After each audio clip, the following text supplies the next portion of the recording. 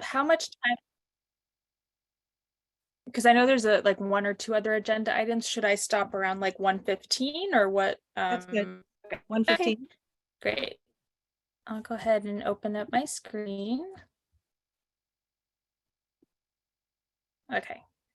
Yeah, awesome. Well, it's good to see everybody.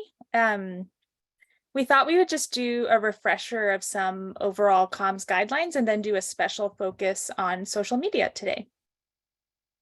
So some of you remember in the fall, we did a presentation of just kind of generally going over communications. And I thought it'd be helpful just to kind of ground ourselves in this conversation of like, why do we do communications, and we'll eventually tie that into social media too. So at the top level, interfaith communication seeks to transform narratives and mobilize communities regarding the social issues of mass incarceration and immigration reform. We do this through storytelling and online organizing. IM4HI storytelling takes the form of e-blasts, blog posts, social media, and media relations. Organizing is woven throughout the storytelling process. So I think this is just kind of that broad, what do we try to do with communications? It's woven into everything we do. And then what are some of our main channels? They tend to be the e-blasts we send out, blog posts, social media, and media relations. And then this is also from the fall presentation, some questions to consider, and this will also apply to social media, is how do we size comms to our organization and capacity? And I think this one's really important because there's a million things we could do. And the question of like, what can we do well with the staff that we have is an important one. And that's a question that I constantly have and ask a lot during projects to try to show up in the best way possible. Some other questions to consider generally, what are our strengths in the movement? So again, thinking of like, what do we offer that's different from our partners? What do we offer that supports our partners? What do we offer to the movement, and how is communications a part of that? And we'll touch on some of that in the next slide because we don't have to do everything, right? Like we want to focus on what our strengths are. And for example, some of our strengths might be highlighting or promoting voices of directly impacted people. Some of our strengths as an organization are making sure that faith leaders, it might be that faith leaders write an op-ed. So just kind of always thinking about like, what are our particular strengths? And then what makes the most impact? So again, thinking of capacity, our strengths, what can we do that's going to make a difference? Are we considering our intended audience? And that's just a good communications question in general is, is the format, the medium that we're using the right one for who we're trying to reach? And we'll go into that too with social media.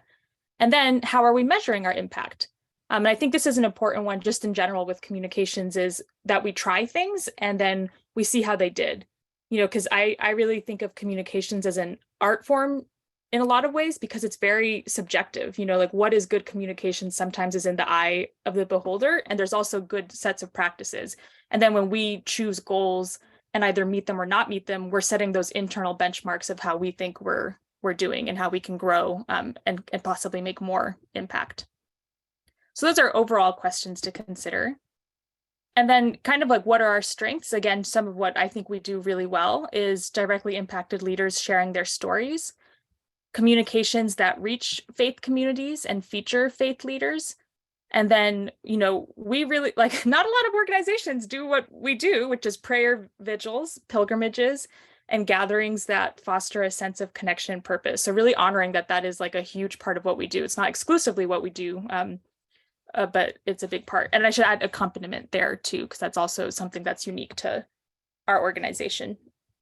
And then collaboration. So thinking specifically with communications, I mean, we're good at collaborating in a lot of ways from an organizing model, but even thinking with communications, how can we kind of use those skills of collaboration we already have and use that in communications? Like a good example to me is when we did the pilgrimage for a better future last year in the spring, there was this amazing communications team from Dignity Not Detention, and they sent out a ton of press releases. They had great press contacts. And we didn't have to do that at that time because they were taking care of it. So like really honoring that collaboration can work really well. And we don't always have to do something alone. We can really work in partnership with others. Okay, so before I move into kind of overall comms reminders, I was just curious here if anybody had questions or comments about anything that we just went over as far as that general framing.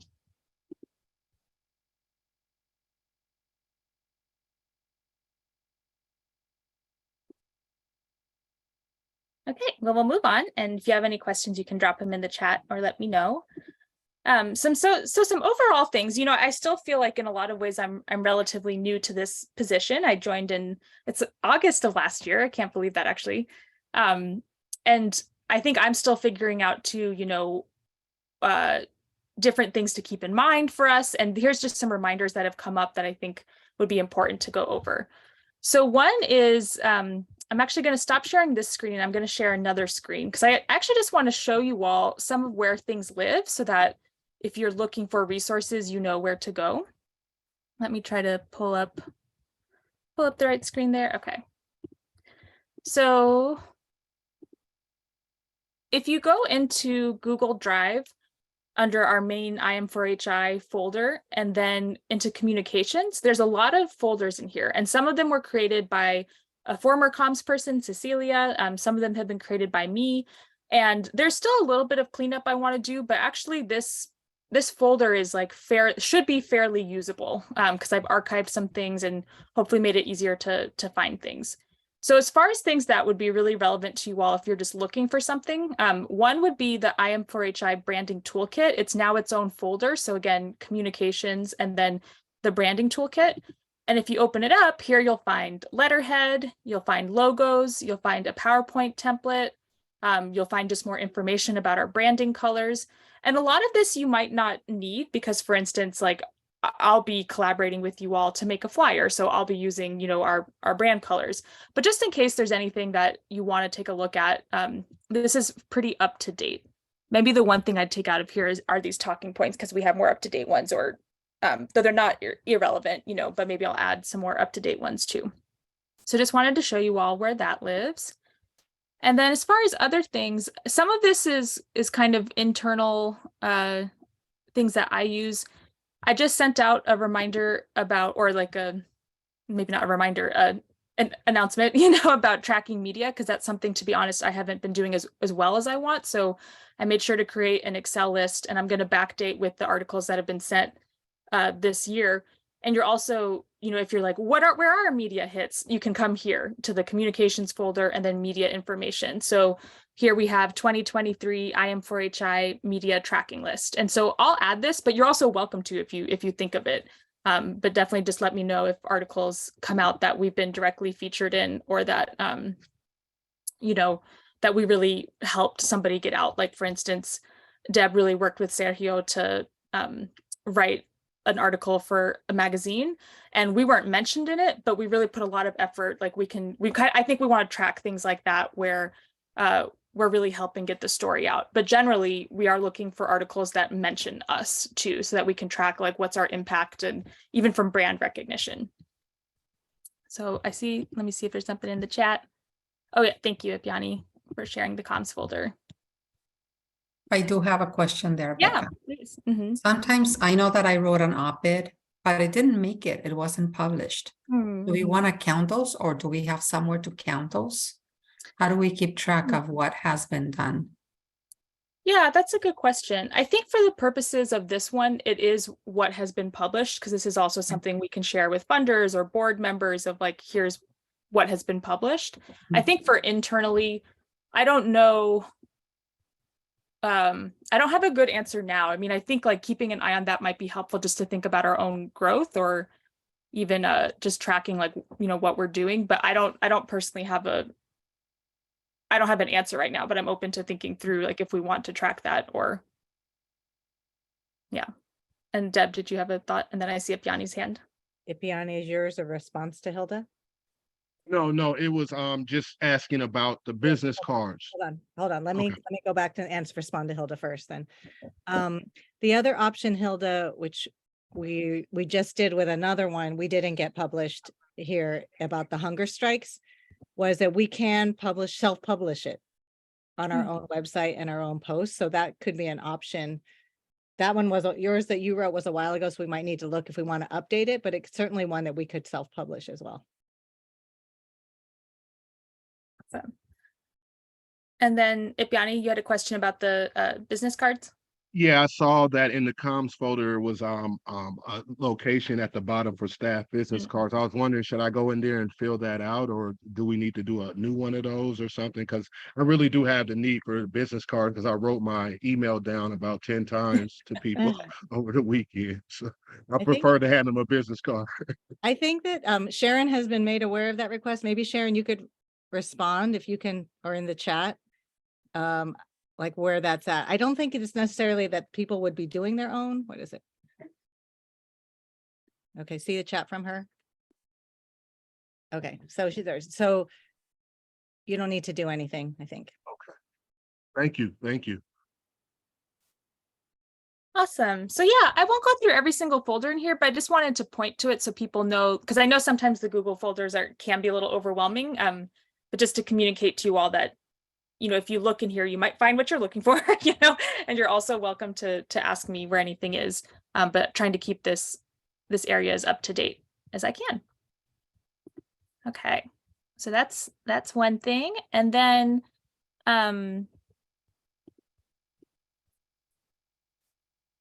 the other update is around communications requests and timing. So at some point I had created a Google form for communications requests. And I think at this point that's probably not necessary just because people aren't using it as much. And also I don't necessarily need it. I think what the benefit of that form is it has a set of questions to kind of think through the information that I would need, for instance, to make a flyer. And some of that would be the content. Some of it is like what kinds of images, if you have good images, definitely things like, you know, if we're working with partners, like the names of the partners, like all of that good stuff. So I can send out that form again, just as like and that actually also lives in the Google Drive folder, I think under a folder that says communications requests. So I think I'm open to just being emailed because it seems like that's a little bit easier for people. And I do want to make things easy. And it's a good place to look if you're like, well, what should be included in a request? And it's typically pretty simple, right? But I do think like, you know, in order for me to make something, I do need all of the information there. So that can be helpful.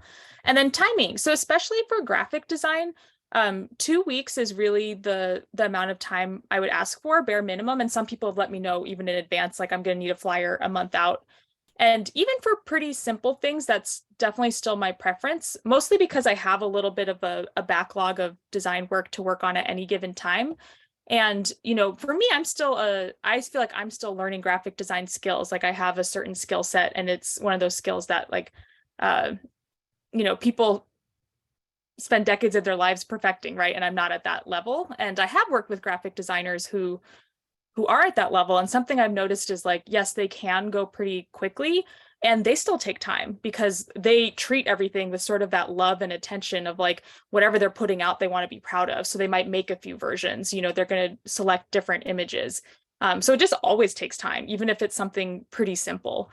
And we found that recently. There's a few projects we're working on where we keep having to tweak the pictures, and sometimes it takes hours, you know, and sometimes it doesn't. Sometimes I can, you know, bust something out pretty quick. But I just wanted to give some more context for, you know, why that request is there for 2 weeks notice. And I will say that sometimes I do understand that something will come up that it's not possible to give that notice, and that's okay. You know, I'll work with you the best as possible. But anytime there's like any pre-planned activities, like definitely let me know as far in advance as possible.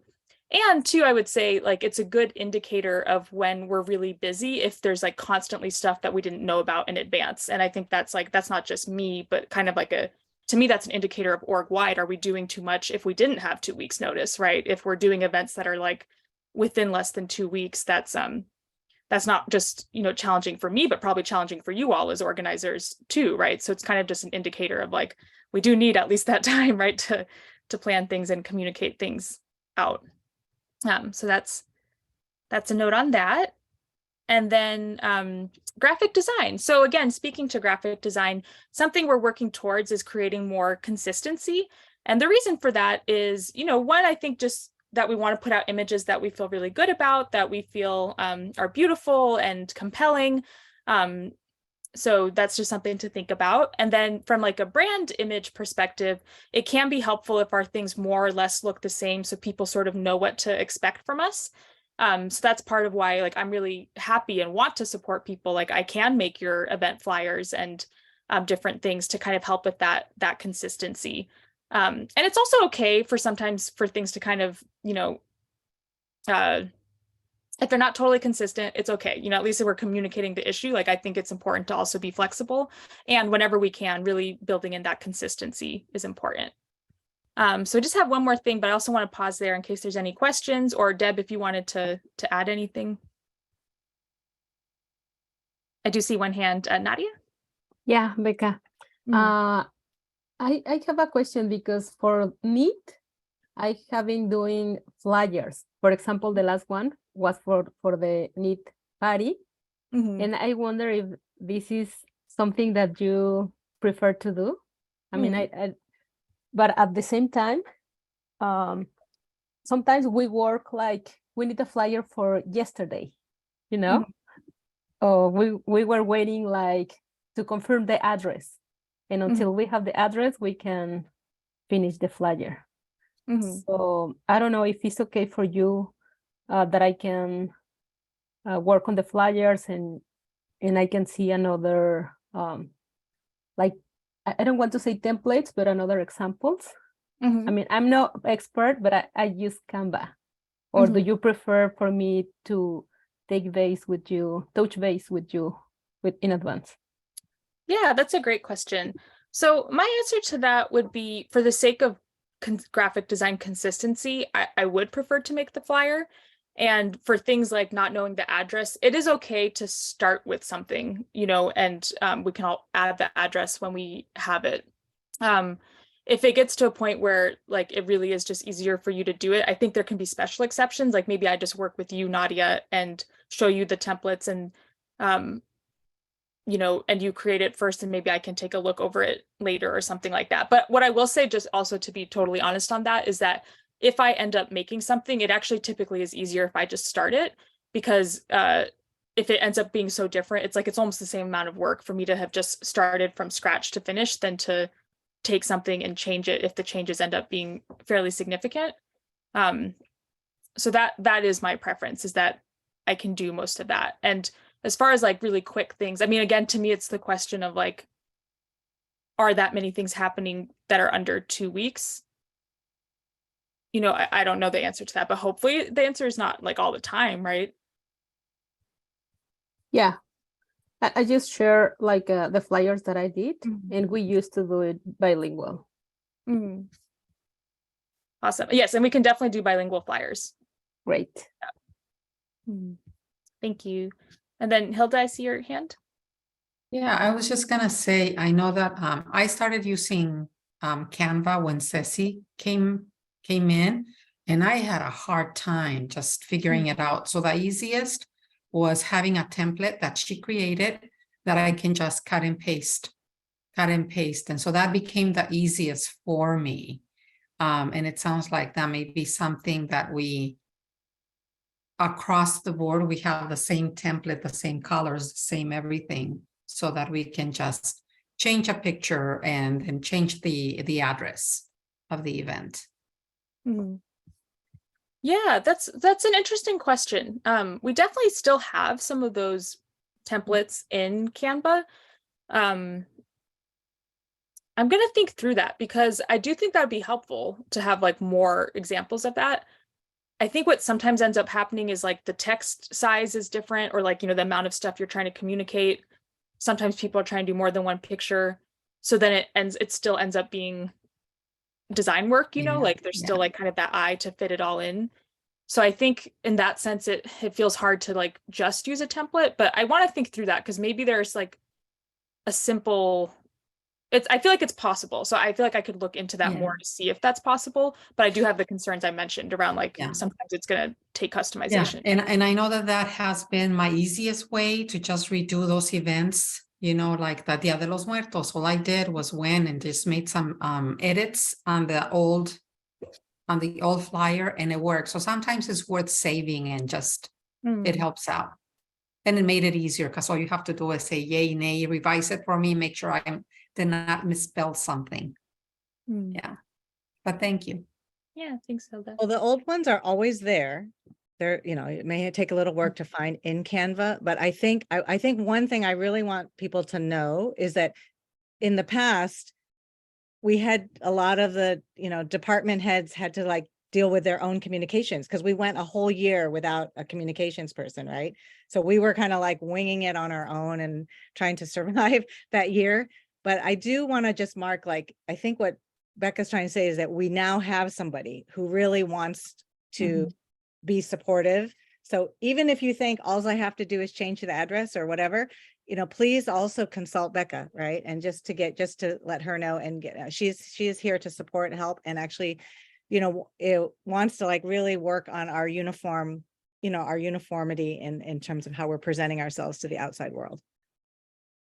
So I think the takeaway I'm getting, Bekah, from this is like, you know, like when you're already starting to plan your event, I know that hardly any of you plan anything 2 weeks out. You may not have all the details till 2 weeks out, but you already have been thinking about this for a while, like already, like just schedule an appointment with Rebecca just to let her know like what's coming, and just as a thought partner for you, even if like the work isn't going to be a couple weeks later, like bring her in early. That's my suggestion. Thanks, Deb. Yeah, I definitely agree with that. Okay. Oh, and welcome, Gayla and Danny. Great. So then the last thing on this list, because we already went over the media tracking, is photo management. So this is something when I first came on, I think people asked, like, what should we do? And I was like, I'm not sure yet. And now it feels a lot clearer what we should do, which is, you know, when we have these amazing photos of our events, I definitely think sharing them on Facebook is really great because then people on Facebook can see it. And then for us on the internal side, having all of our photos go into Flickr also makes a lot of sense because it's just an easy place to find photos. And I think that'll be easier for all of us as staff to know that we have one place where we can find all those good photos.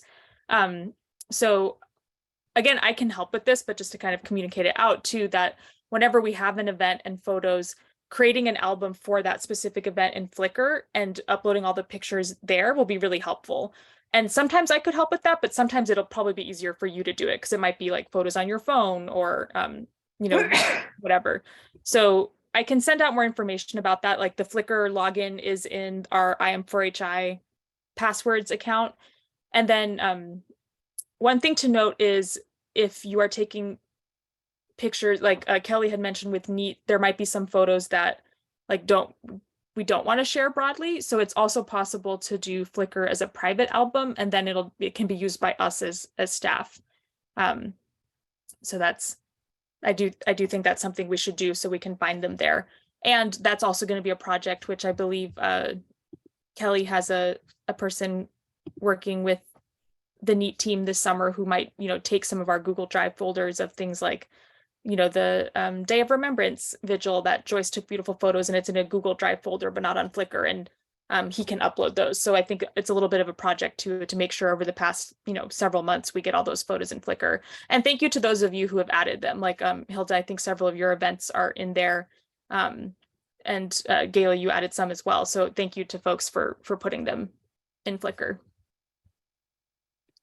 All right, so those are just kind of some general reminders. Any more questions about anything that came up before we move to social media?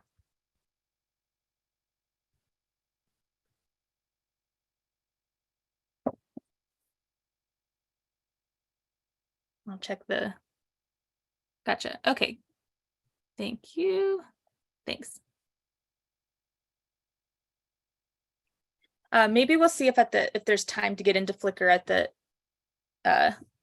end of this meeting. And if not, we could do a separate time where I can send out screenshots.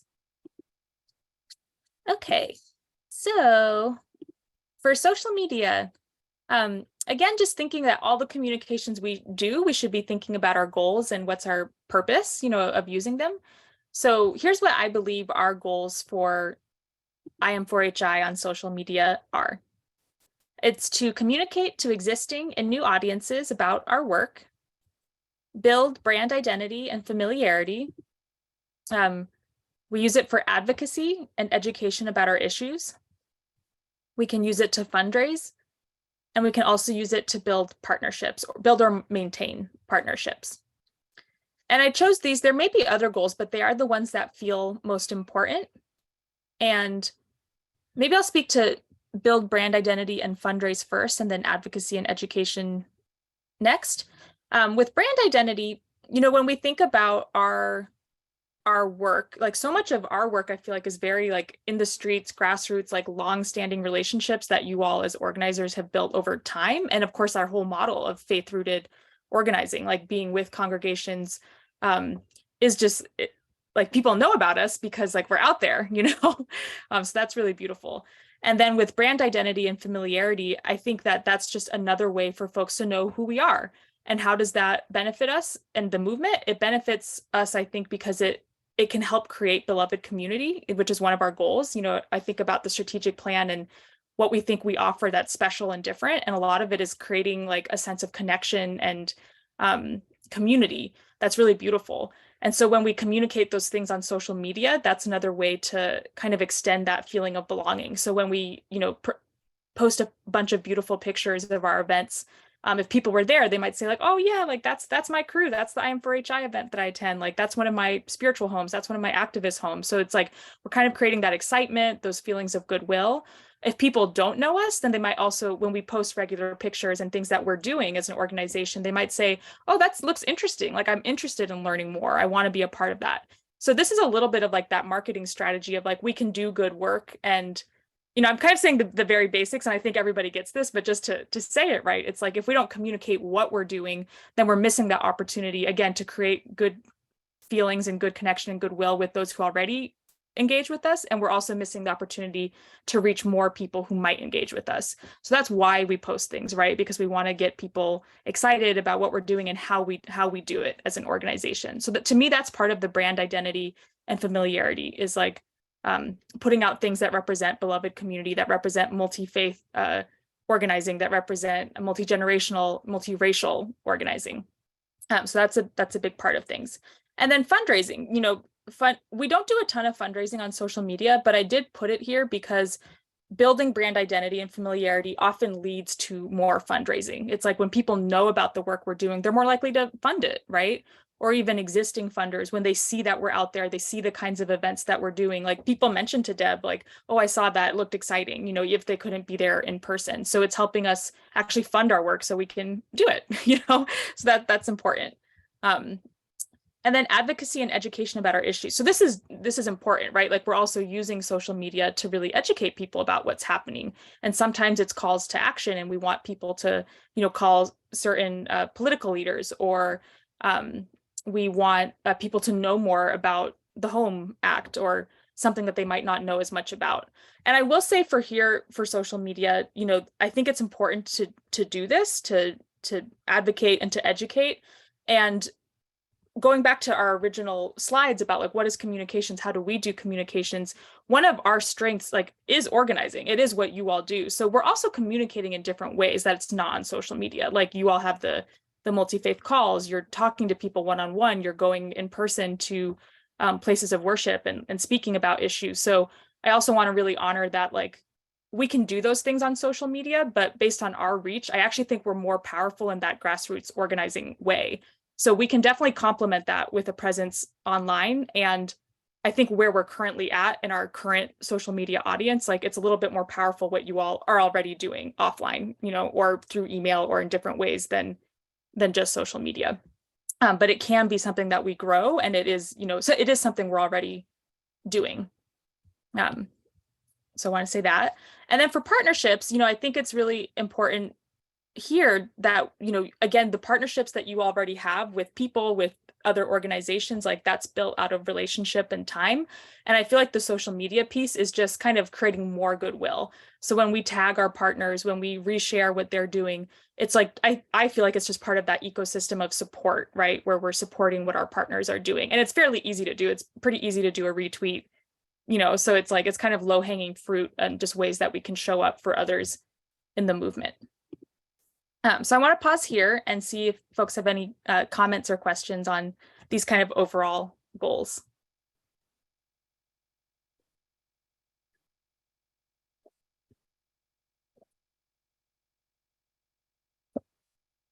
Okay, all right. So I'm going to talk about 3 of our main channels today and some tips for using them. And then we'll end with a little bit of like other, of what we might not have covered in these 3 channels. So we primarily for social media use Facebook, Instagram, and Twitter. We have a fairly modest following, 2,883 likes of our page, which means that people will, they may, depending on the algorithm, see what we post there. On Instagram, we have 670 followers. On Twitter, 1,010 followers. I did a little bit of a comparison to other organizations who do similar work, and it's pretty comparable. There's definitely some folks who have more followers than us. There's also some people who have like no social media presence. So we're kind of like in the between of what our peers are doing. But just to be honest, that our reach is fairly limited on social media. So again, honoring our other forms of communication and also the organizing you all are doing. So this is kind of our current status. And then now we're going to move into a little bit of like when we post on these different social media platforms, like kind of what are the best practices. Yeah, so we'll go there. So Facebook tips for staff. So I would rarely post something without a photo. And typically we don't, if I look at our Facebook feed, which we'll look at in just a second, we mostly include photos. And I just want to say that that's, I think, definitely a best practice because it's going to draw people in and more than just text. And then speaking of text, people don't tend to read a lot of text. So we're trying to keep things pretty succinct. Once in a while, I'll post something longer just because, it might be a repost of something or I do just want to include the information. So I'll just try it. But generally speaking, like kind of the shorter we can get it, the more likely someone is to read it. And there has been a lot of research on this of just like attention span in general. And it is something to think about, because if we spend a lot of time like crafting and writing the perfect piece, but people are only reading the first 2 sentences, then it's like not the right use of capacity and time to like write that whole long thing, right? And it's kind of good training for us to think about like, how can we say something as succinctly as possible and get people's attention? Facebook is great for sharing articles about our work. Our most popular posts tend to have a lot of photos, like a photo album of a vigil or an event, and we'll go look at our page and kind of see that. And then something to be really mindful is staff. Definitely please be careful about admin powers. Most of you are an admin. I think now we're kind of differentiating some of the roles and structures. Because I don't know, there's definitely some mysterious things that have happened. We lost like almost a year of Facebook posts, and I have no idea how that happened, like truly no idea. And with so many of us being admins, like it is possible someone did it by accident. It's also possible like it was like a weird glitch, I have no idea, and it's not recoverable either, which is really unfortunate. So I just don't know what happened. And it's an accidents happen and that's okay, but just being really mindful of like, we can post things. I would say probably don't delete anything really, which again, I kind of doubt any of us did it. It's just so confusing what happened. So I'm not saying that someone deleted a bunch of posts because it's just so mysterious, but anyways, I see a raised hand. Who had a raised hand? Fine. So this thing about check if you're sharing a post as yourself or as the page. We should be doing it as the page, right? Yeah, let me go into Facebook and show you all what I'm talking about.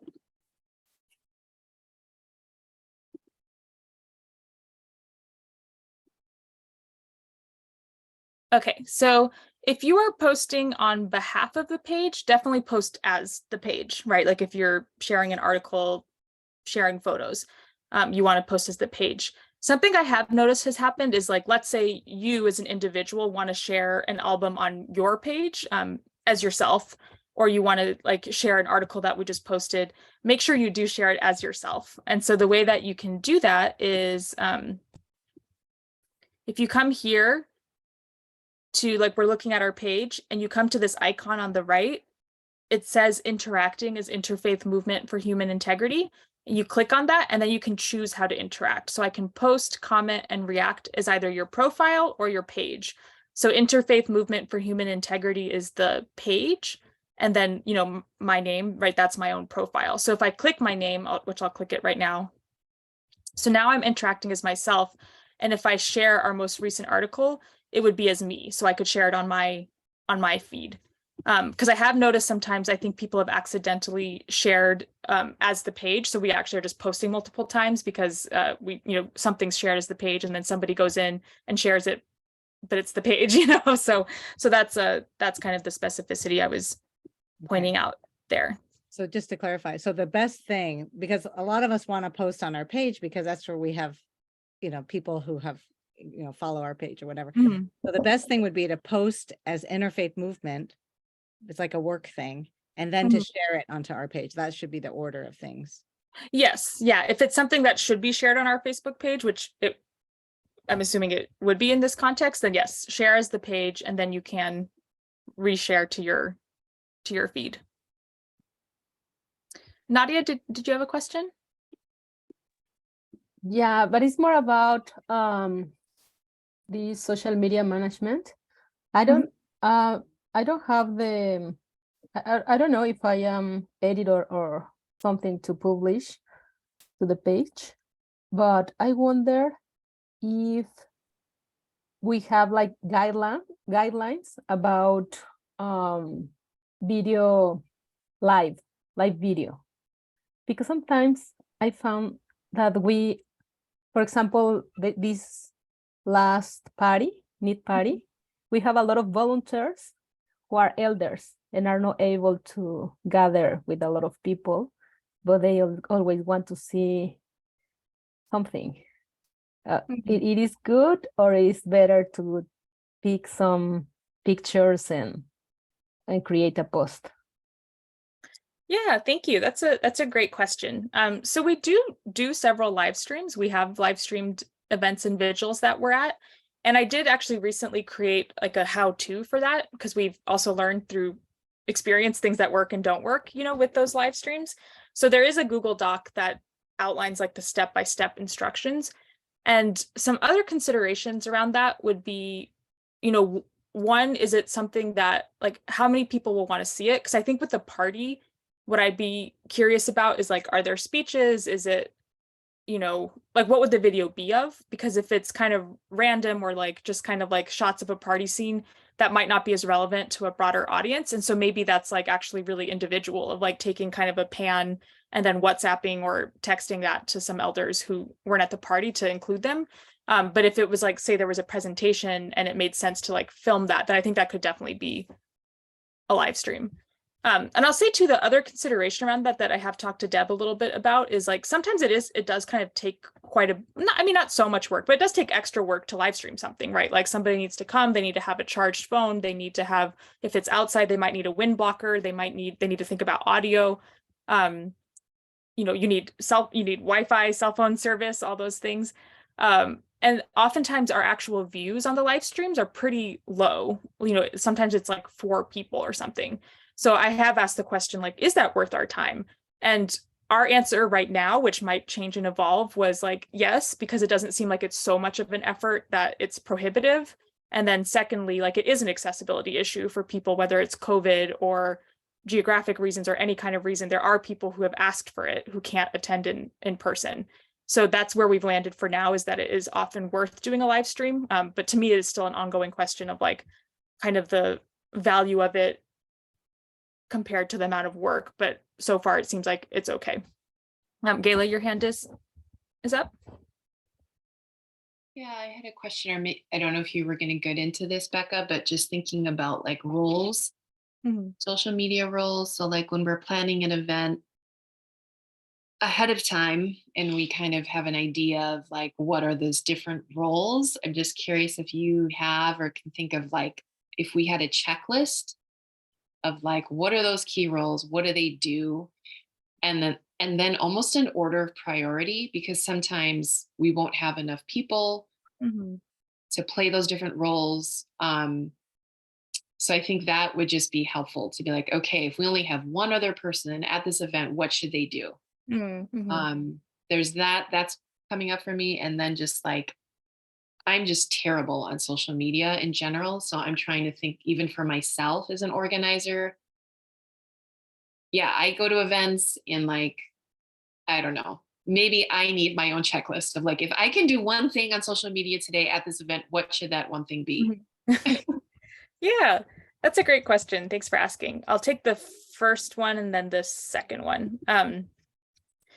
So I think the first one of like roles and checklist, I know there are some event checklist planning documents, and I think we can add more communications focus to those.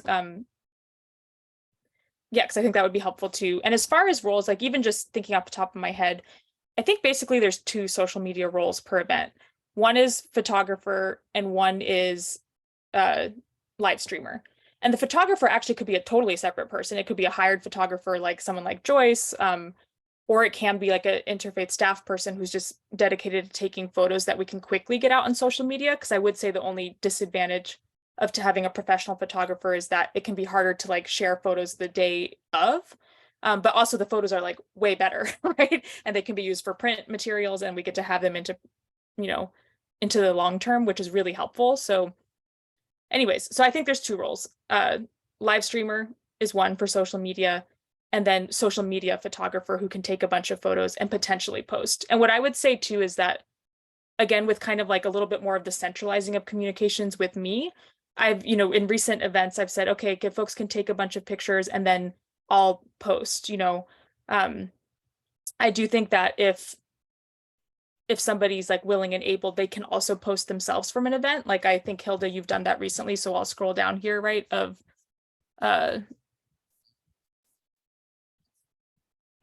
if you're able to post something, you can. And if you don't want to, you can send it to me.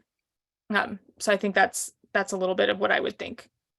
And then as far as your second question of like almost like a personal social media checklist, like, well, to me, that is part of going through each of these channels. So we'll go through Instagram and Twitter too, because basically, and I'm not sure if you were here for this at the beginning, Gayla, but there's kind of the checklist that we just went through of like, what are our communications goals at all? And let me stop this and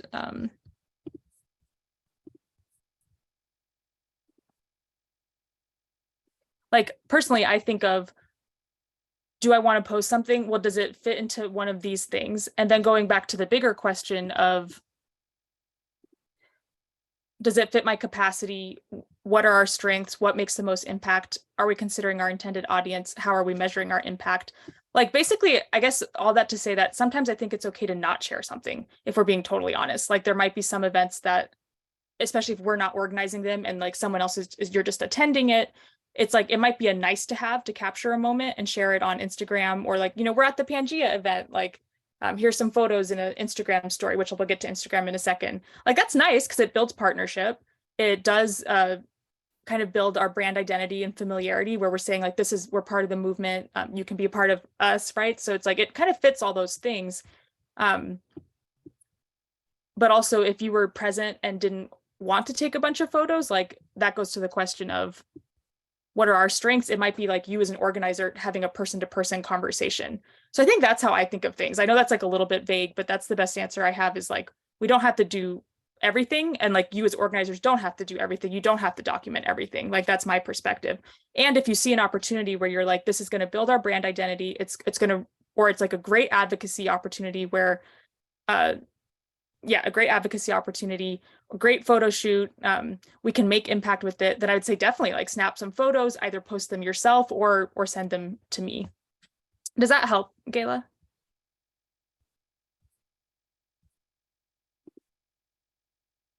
Sorry, I didn't see your face. Did you respond? Oh yeah. Yeah, no, that's helpful. Okay. Thank you. Yeah. So I think just for time, I'll keep going. So this was Facebook. And I think the other important piece here is like, and that Deb also mentioned, is a lot of you are used to posting. And I don't necessarily want to take that away, because I think some of you are used to that. You're good at it and you're hooked up into Facebook. You can. So I think that's good. And also, I am trying to centralize things a little bit more and also take some of the pressure off of you. So you really are welcome to let me know, especially when we're planning an event, like I can be that partner to think through, okay, here's what we should post on Facebook, or what we could, or just take a few photos and send them to me and I'll do the rest. And again, so for some of you, it's really easy to share. And so please continue, like you're welcome to continue. And then I would just say, kind of going back up to the top of this list, think about including an engaging photo, keeping the text succinct, going back to some of our other goals that we just went through of like, is this something that we want to share? Okay. Oh, wait, So, can I ask one question? So if we have a very few sentences in terms of the text of a Facebook post, because you're like, people don't read very much, like, is it like, are we trying to like lift up one of our talking points, or are we like, what's the most important thing in terms of like thinking about how we're communicating? Yeah, so I think for me, I would go back to this again. So are we are we building brand identity and familiarity? If we do a post that has a bunch of beautiful photos, it might be mostly that we're like, again, encouraging that sense of beloved community. It might be that we're trying to educate people about a certain issue. So maybe like with the recent one of Hilda at the border, we're trying to let people know that like Title 42 is closing and we want to promote, the right to asylum. So it's like, if we're only going to have a few sentences of text, getting really clear about like, are we building brand identity? Is this an opportunity to advocate and educate our audience? Is this an opportunity to fundraise? Is this an opportunity to build a partnership? And basically choosing that one. So for instance, with the border photos, probably the most important ones there would be advocacy and education about our issues and building brand identity. It's just another opportunity to share like what we're doing. So what do you think about that? Yeah, I think I've noticed when you've done it, like you kind of will go back to the talking points, so it's really great because like, oh, language has already been created, and just like, it's another way to use the talking point in a external way. Yeah, definitely. Thank you.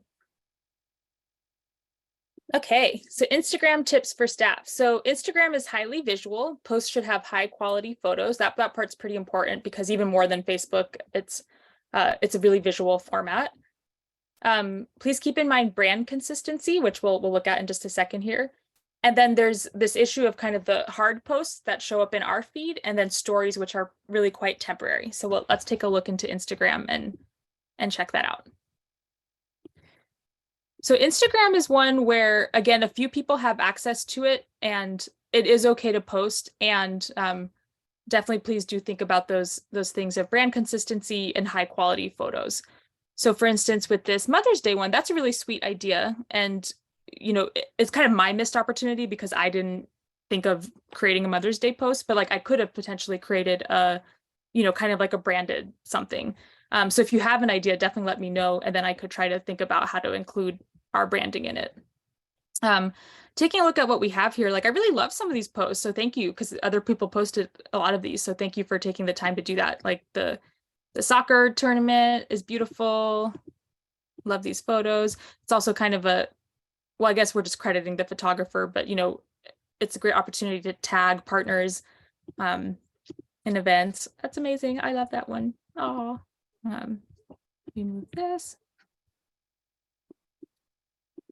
Okay, so these are kind of like hard posts. If somebody went to our profile, they would see these existing posts. And so as far as like what kind of qualifies to go here, again, same questions. Is it an awesome opportunity to build brand identity and familiarity? Is it an awesome opportunity to advocate and educate? Is it an awesome opportunity to, what were our other, I already forgot.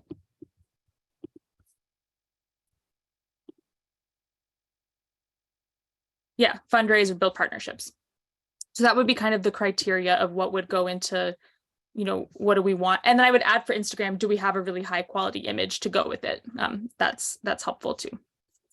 And then a lot of you know this, but just to go over it, like we can also create stories, and stories are very temporary, and it can be a fun way to sort of build excitement about something that we might not have like high quality enough photos or want to live in our feed forever.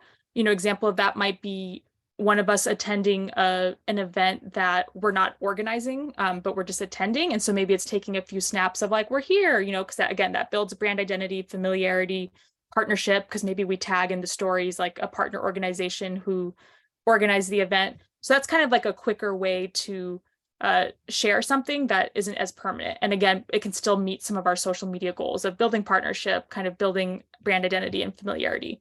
And so to do that, like, for instance, this is in our story. I'm not sure who shared this. Thank you, whoever who did.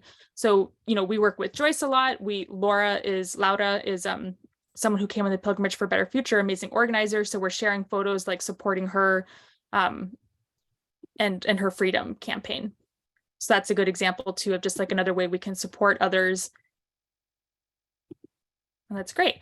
And if we think like kind of organizational resources, like I don't think, you know, you all can tell me that we're like signed up as one of Laura's like main, you know, advocates, like because we have other campaigns, right? So it might be that we have to focus on the campaigns we're really committed to, but like we want to support Laura. So this is like a very easy way to show some support and like to get the issue out more so more people know about her campaign. Okay, so again, for time, I want to move on, but before we do, anything else on Instagram or questions about Instagram? I don't know how to use it, so that's why I don't post there. It may be good to have a training of some sort. Mm-hmm. Yeah, we could do that. Or if you prefer us to just send everything to you, I'm perfectly fine with that too. I think it's kind of both. Like I am okay doing it. And then maybe it might be nice, Hilda, maybe we could do like even a story training, because I feel like since you go to so many things, like it might be nice if you sometimes create stories. So we could think about that. All right. So then Twitter. So Twitter is great for certain targets who are reachable there on Twitter and care about their Twitter presence. For instance, Twitter for a pretty long time has been very popular with journalists. So it has been a way to get in touch with journalists and get on their radar. And then it can be helpful with certain political figures.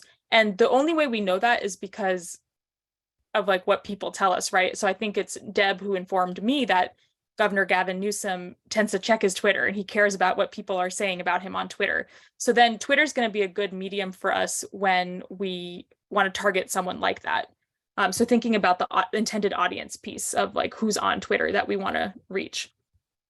And then I think the other important thing here is that Twitter was obviously bought by Elon Musk, and there's a lot of like right-wing stuff going on there and really like hateful speech. And so Deb and I did talk when that was going on of like, do we want to stay on Twitter? And at least at that time, where we landed was we're just going to keep an eye on it and also see what our partner organizations are doing, because if they leave kind of en masse, then like we might consider joining them. And then in the meantime, we'll probably stay there because of the other folks who might be there who we want to reach for advocacy and education. Because I do think Twitter in particular is really helpful for advocacy and education for folks who are on Twitter and political pressure, right? So targeting political people. We have had some partner organizations leave Twitter and explain why, you know, sharing that it was no longer within their ethics. And so I think it's a totally valid question we can keep considering of, do we want to be there, considering like the practices? So anything else about that? Any questions, comments? And I will say again, for roles, like I expect that I am the primary poster for all of these. Like you are not expected to post on Twitter actually at all. And I've noticed, it might be you, Gayla, somebody tends to go in there quite a bit and like retweet what partners are saying. And please do that, you know, and if you do need like training on that, how to do that well, I'm happy to work with you one-on-one. Because I think that's like, again, it's like actually very low hanging fruit, super easy to do, and just shows support for our partners. So no expectation to post on Twitter. Like I will primarily be doing that. And if you like it already or on there, you're welcome to post and to also retweet things. All right. So then as far as just a few kind of other things, I know there's a lot more we could talk about. Something that has come up recently is when we're collaborating, let's make sure to get social media handles of all organizations.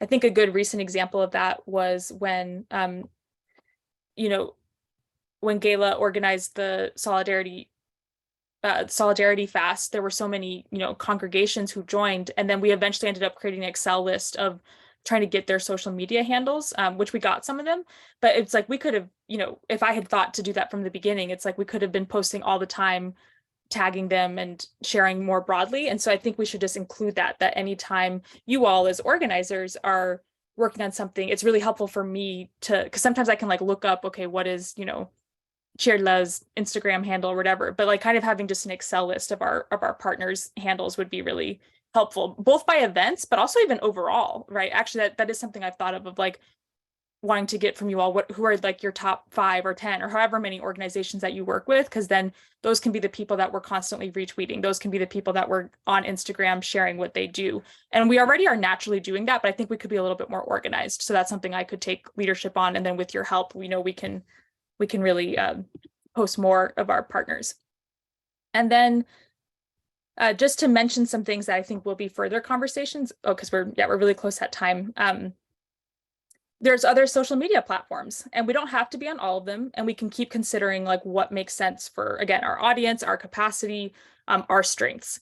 So, right now I don't feel the need to be on TikTok, but that could change. And it could also be that, let's say Julissa, of course, is a student, but let's say someone like Julissa wants to work with interfaith, like maybe they're like the TikTok maven. So maybe we start considering it. TikTok is also younger. So we have to think about, is that actually our intended audience? And it might be, or it might not, but like we could use that kind of rubric of questions if we consider other things. I have heard folks talk about WhatsApp and like communicating there and in different groups and things like that. And that might be a little bit of we should talk about, is that a communications thing or is that more of an organizing thing? But that might be something to explore further too.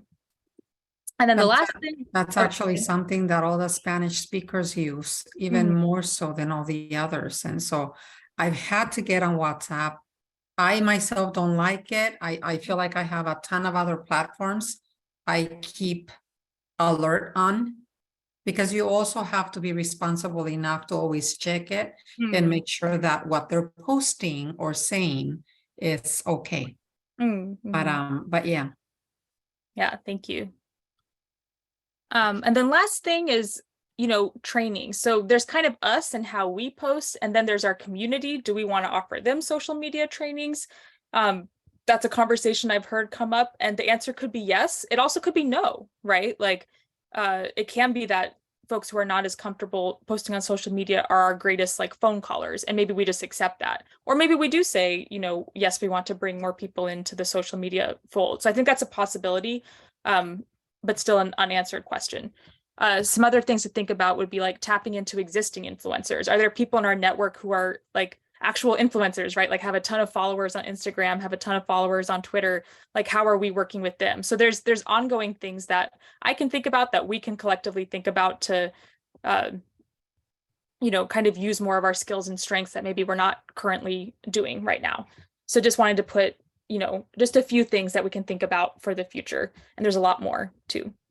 So I want to stop there, since I know we have other things to talk about here, but yeah, overall, just really appreciate how people are already posting on social media. I hope this is helpful. I know it was, relatively brief, but to think through, if you post, like what's kind of a rubric and ways you would post, and definitely available for questions after the meeting too, or not after like today, but, just in general, to continue that conversation.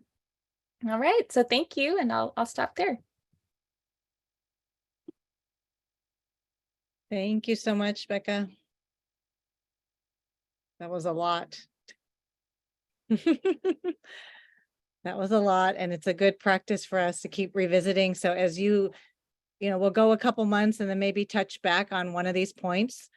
And like if questions come up, please make a note of it, and Bekah can add it to the agenda for the next time we do this update. Somebody else who had the hand up, Hilda. Before we end with Bekah, constant contact. We did not touch on constant contact. And so I went to this event where I preached for the first time yesterday, and I ended up with a list full of new contacts. How do you want to handle that, Bekah?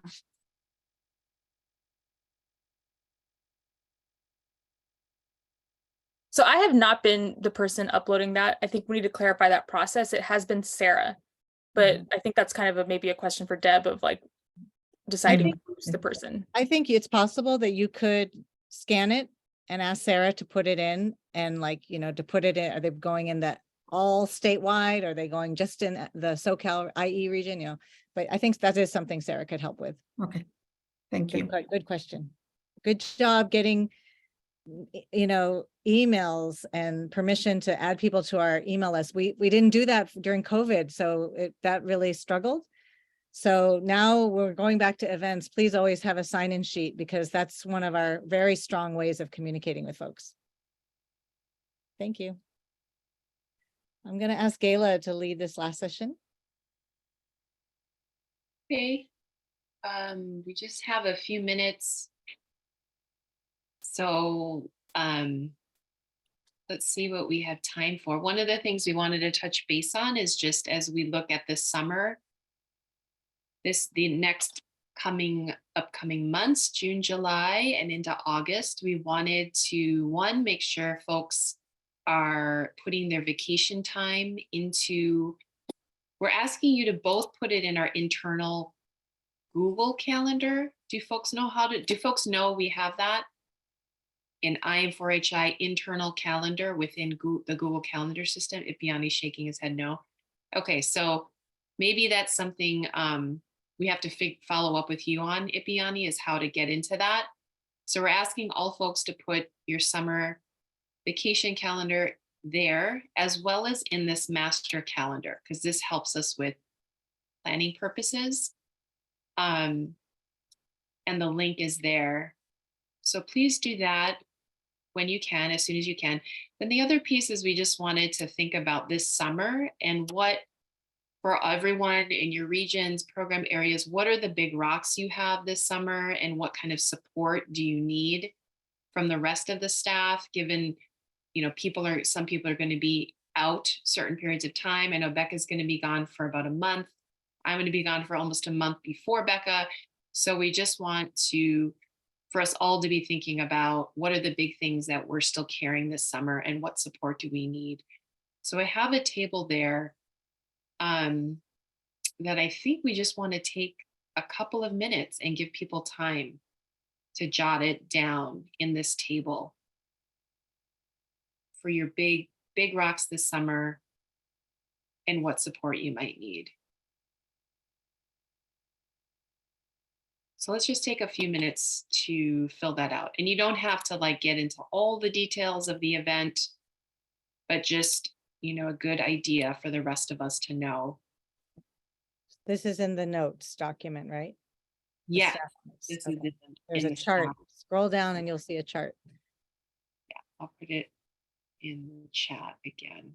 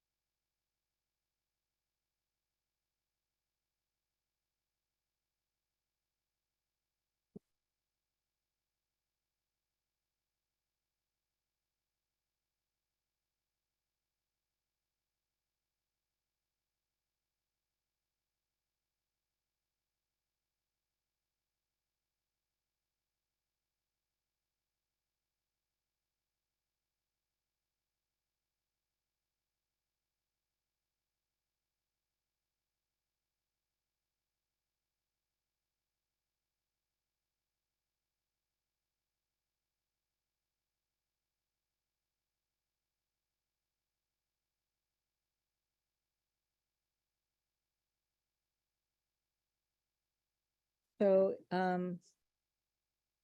you know, we can go back and fill this in, like, as things might materialize in terms of your work plan over the summer. Just the big things, of course, you could jot them down here just so we have a sense of what's happening.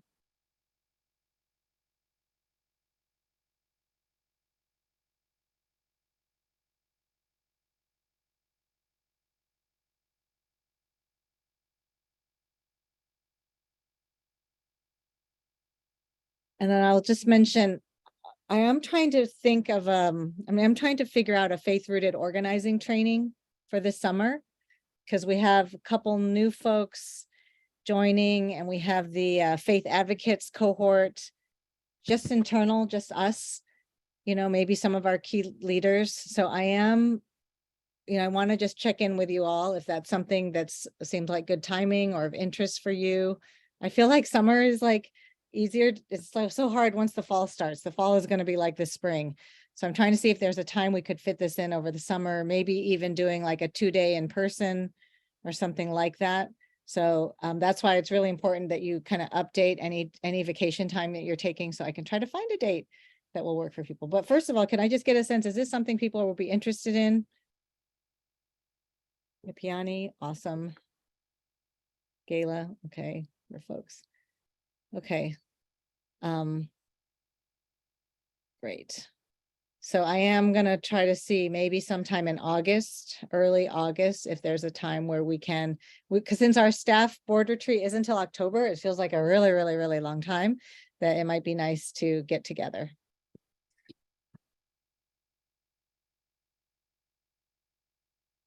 That sounds good. So yeah, if folks can take time to fill this out, especially where you might need support, um and I know it's helping me just think through these events that are happening later on. Like you mentioned, Becca, I'm like, oh wait, I'm doing this thing in July, August, but I do want to get your thoughts on communication. So knowing your vacation schedule, I'm gonna want to reach out to you to schedule something before you're gone.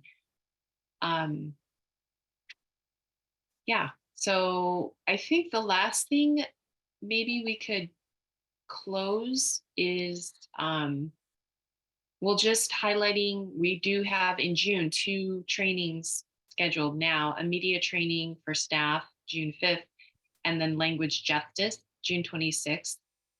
If that's still happening, Becca, those would actually be our next staff meeting gatherings, would be those 2 trainings. But I think in closing, one other thought that we wanted to touch base on is just, this intentionality around braiding with each other. And if folks remember that when we use the term braiding, it's sort of the mending of fraying that some of us the world was experiencing with the pandemic, and this intention of trying to braid with each other to mend the fraying edges.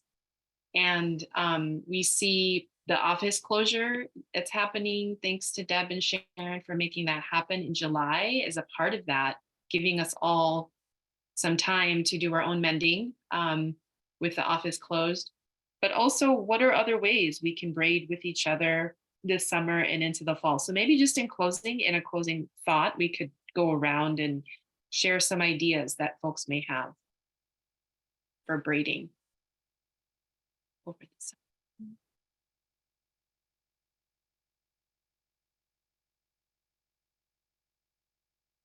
One thing that prior to understanding the braiding aspect, when I first got on, I wanted to see an actual event that was taking place, and Hilda had a couple of events that were on the horizon, but I had an opportunity to go out there and see Larry's event, the Beloved Community event that he was working with UCLA. And so it was a great experience, and I think it gave us a chance to talk and get to know each other, because I've only had a few real face-to-face conversations with only like 3 of you guys, Deb, Hilda, and Larry are the actual people that have and you as well, Kayla, as well. So 4 people that I've actually had face-to-face conversations with, and it would be nice to have that, but I know that probably happens at the retreat. But for people in your area, if you could support the efforts of your fellow organizer and things of that nature, like that's awesome. Thank you, Biani. That's great. And when we go down there again as program directors team, I think we should always have a meal with you again, because that was really beautiful to spend time. Yeah. I think if you all have some proposals too, like different configurations, want to like have a meeting or want to like have an afternoon or something, like you could propose that too. Like I know Danny, you and Larry have been trying to get together on some stuff. Like if that means you going down there or something like that, like, make a proposal for some braiding. I know some of you don't get to connect as well, as much. Okay, how about others as we close out? What are some other ideas?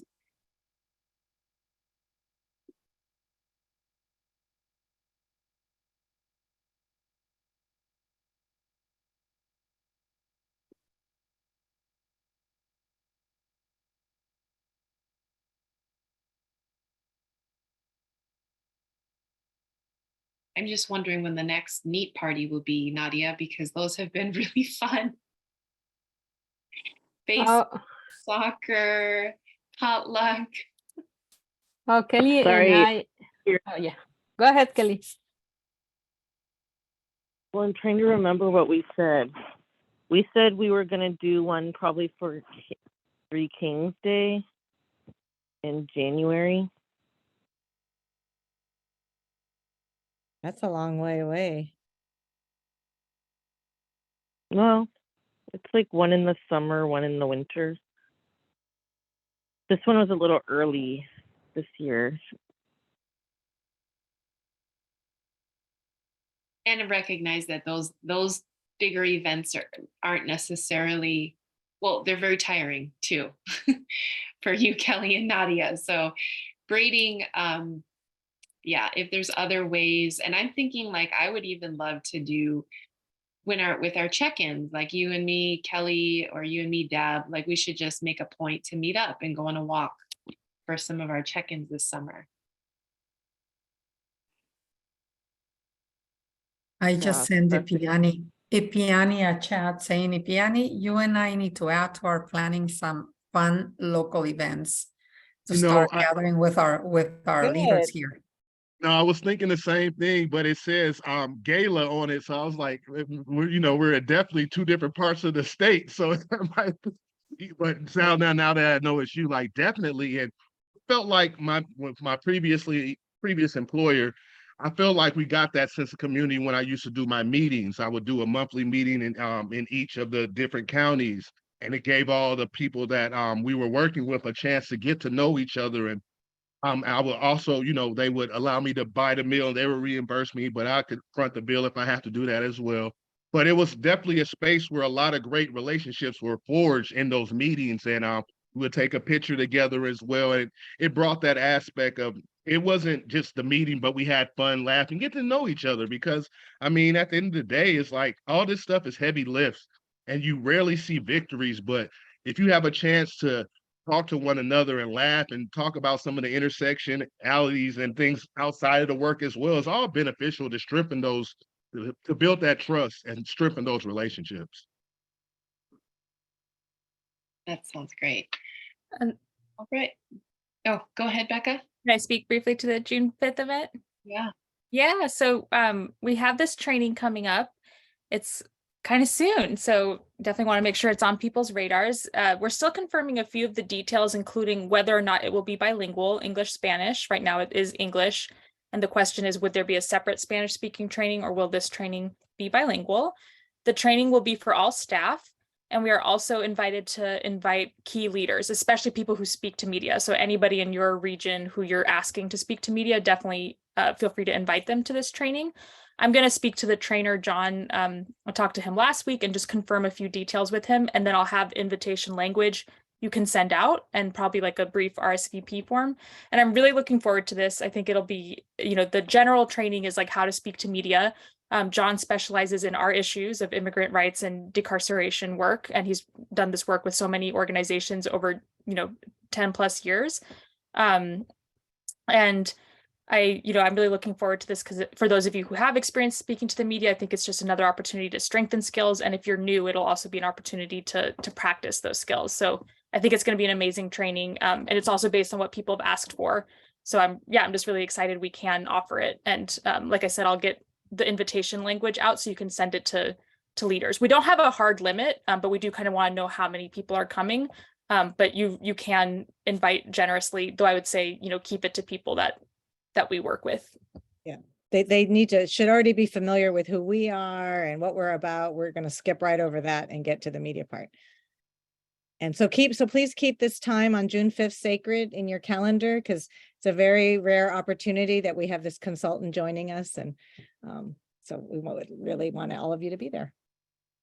Was there a calendar invite already created for that? So then it should be on our calendars, right? Yes. Thank you. All right. Wanting us to get out of here on time. I just want to see if anybody has any other ways that you want to try to do some braiding this summer. And I think we can close.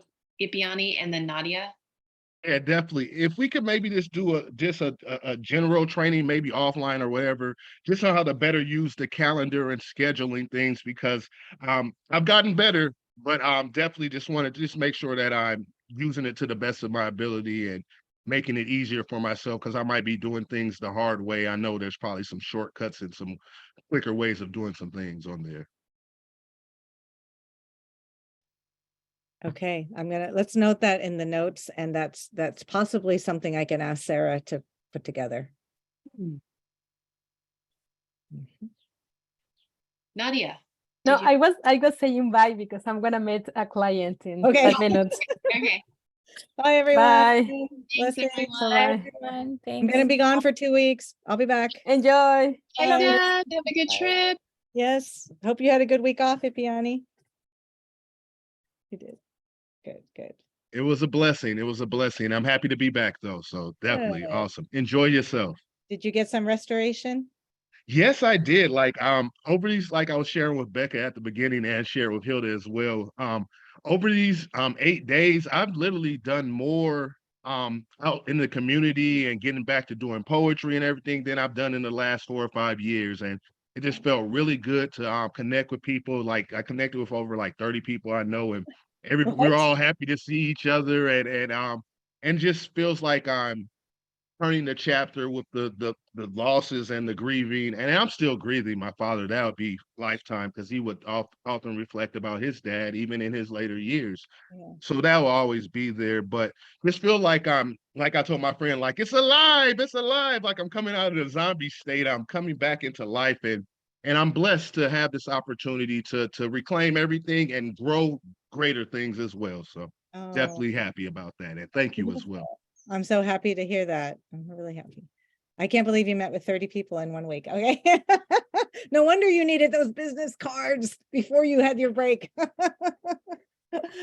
right. Well, be well, everyone. Hilda, can you stay on for just a second? Just want to schedule something with you. Thank you. Hi, Kelly. Bye. Hi, Danny. Hilda, do you have a quick few minutes now? Yeah. Before 2, because I need to pack and I got to get to the airport, and I'm pushing. Oh, I thought you were available today. Well, no, I am available today, but Okay. I'm leaving tonight. Yeah. Wow. Okay. And so I was like, Yeah, I was reading this email from Sharon, and it doesn't